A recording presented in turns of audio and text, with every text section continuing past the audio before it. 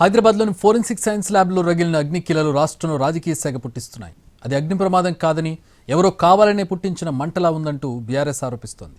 పోలీసులు మాత్రం అంతా తూచ్ ఫైల్స్ అన్ని భద్రంగా ఉన్నాయి, ఫైళ్లు కాలి బూడిదయ్యాయనేది అవాస్తవం అంటున్నారు.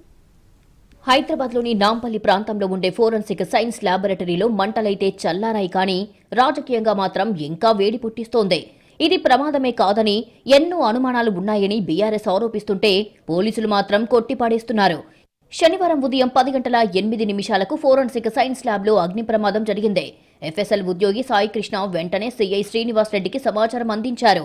ఇతను ఫైర్ సిబ్బందిని అలర్ట్ చేశారు. 10:30 నుంచి మొదలైన రెస్క్యూ ఆపరేషన్స్ 3 గంటల పాటు కొనసాగింది.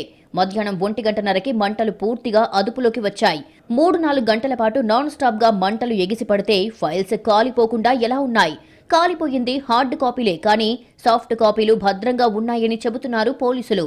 2015లో నమోదైన ఓటుకు నోటు కేసులో మొత్తం 16 మెటీరియల్స్ ధ్వంసమైన వాటిని 2021లోనే ఏసీబీకి అందజేశామని చెప్పారు ఎఫ్ఎస్ఎల్ డైరెక్టర్ శిఖా గోయల్. రిపోర్టులన్నింటినీ ఏసీబీకి సబ్మిట్ చేశామన్నారు. కేసుకు సంబంధించిన ఆధారాల్లో ఎలాంటి నష్టం లేదంటున్నారు. 2024లో నమోదైన ఫోన్ ట్యాపింగ్ కేసుకు సంబంధించి 136 మెటీరియల్స్ ఎఫ్ఎస్ఎల్ కు వచ్చాయని, ఇందులో కేవలం 7 మెటీరియల్స్ మాత్రం కాలిపోయాయన్నారు.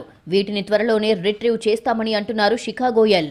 In both these cases, the first case of the Anti-Corruption Bureau, our case law 16 material objects, 2015 law were received in the FSL, and all these cases reports were submitted to FSL in 2015 itself.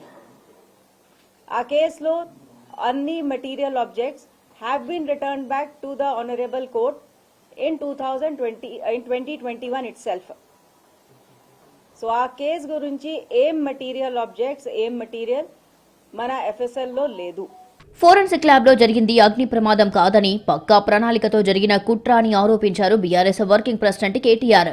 ఓటుకు note కేసులో ఆధారాలన్నీ ఆ lab లో ఉన్నాయని, వాటిని రేవంత్ రెడ్డి తగలబెట్టించాడు అని కేటీఆర్ ఆరోపించారు. Municipal ఎన్నికల్లో అందరూ బిజీగా ఉన్నప్పుడు ఈ కుట్ర జరిగిందన్నారు. చలికాలంలో అగ్ని ప్రమాదం జరిగిందంటే నమ్మాలా అని ప్రశ్నించారు.